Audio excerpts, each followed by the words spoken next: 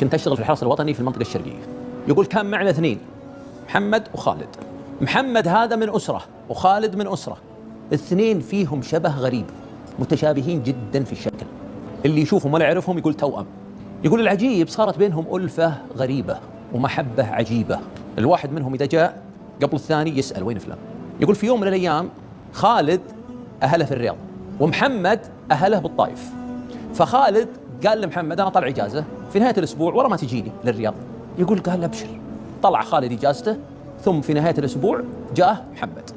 يوم جاه محمد وضيفه وعرفه على جده وأبوه وإخوانه، الجد يناظره مندهش، أنت وش اسمك؟ قال أنا محمد آل فلان. قعد معهم ونام عندهم، وفي نهاية الأسبوع رجع لشغله بالشرقية. الجد مسك خالد وقال له يا ولدي من هو ذا؟ قال هذا زميلي بالعمل. قال اسأله لا رحت، هو جدك فلان ابن فلان؟ خلصت إجازة خالد ورجع للحرس الوطني الشرقية وقال لمحمد يا محمد هو جدك فلان ابن فلان؟ قال لي والله جدي فلان. خالد دق على جده بالرياض، يا جد والله، يقول لي خله يكلم جده يسلم عليه ويقول له إني بزوره. كلم جده بالطايف وقال يا جدي ترى صديق لي، قال له خالد جده يعرفك وله معرفة قديمة فيك ويبي يزورك بالطايف. قال الله يحييه.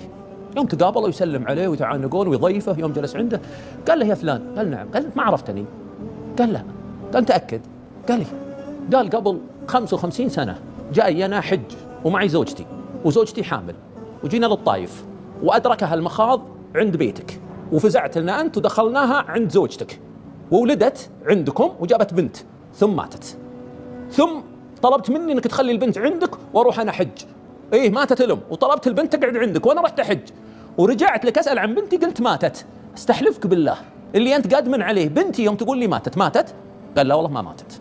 قال يا ابن الحلال وش العلم؟ قال العلم انا اقول لك، زوجتي كان عندها ولد وولدها مات، ويوم انك جبت زوجك ولدت جابت بنتك وماتت، تعلقت زوجتي بالبنت وقالت تعوضني عن الولد. الى جابوها قل له ماتت بنتك ووره قبر ولدي. البنت هذه كبرت وتزوجت وجابت هالولد محمد اللي رايحين يشتغل مع خالد بالحرس الوطني. انا اتوب الى الله واستغفره، انا حصل مني وغلبني الشيطان، انا وش تبي مني؟ قال ابي منك الحين ترد الامور مثل ما كانت. المراه موجوده عمرها 55 سنه ويدخل عليها ويسلم عليها يا بنيتي بقول لك شيء والعذر والسموحه. قالت وش يا ابوي؟ قال انا ماني ببوت شوفوه عندي بالمجلس. جاه انهيار عصبي وخذوها المستشفى. سبحان الله العلي العظيم يا جماعة الخير، شوفوا الدم. رجعوا عيال الخالة يتشابهون عيال الخوال وساقهم الشبه لخروج الحقيقة. إن الله إذا أراد شيئا هيأ أسبابه.